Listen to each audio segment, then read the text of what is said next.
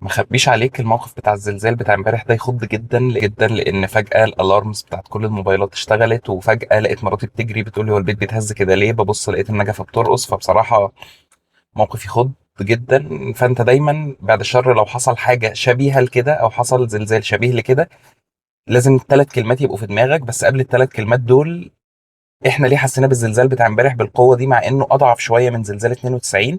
والحمد لله يا رب ان هي عدت من غير اي خسائر. ان اول حاجه بالنسبه للمكان كان في خليج السويس، كان بادئ من السويس، وانا اصلا ساكن مثلا على طريق السويس، هي في منطقه الناس كلها حست بيها، القاهره كلها حست بالزلزال ده. تاني حاجه ان الزلزال ده كانوا زي ما بيسموه شالو او ضحل، كان على بعد 10 كيلو بس في عمق الارض، فبالتالي انت بتحس جدا بالاهتزازات بتاعته. الحمد لله يا رب عدى على خير. فانت لو حصل بعد الشر اي حاجه، ربنا الحمد لله احنا ربنا ميز بلدنا ان احنا ما بنحسش بالحاجات دي كتير. احنا ده انا في مرتين، مره نزل فيها التلج في مصر مش عارف من 15 سنه لسه فاكرها لغايه النهارده، ويا ريته كان تلج، كان كور كده زي اللي هي بيسموها البرد.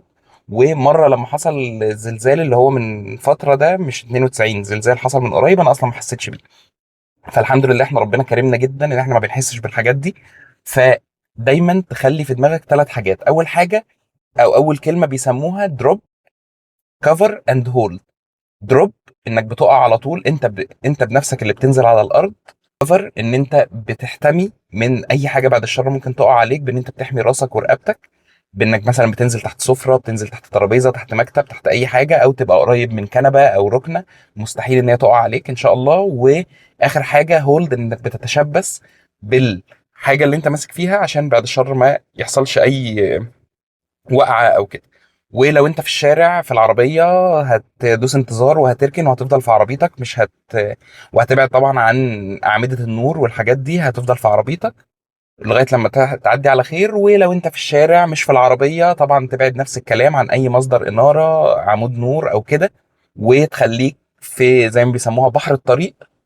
اوعى تستعمل اسانسير، اوعى تطلع تجري من العماره، لان ده اكتر حاجه بتسبب بعد الشر حوادث، ان الناس بتطلع والتدافع.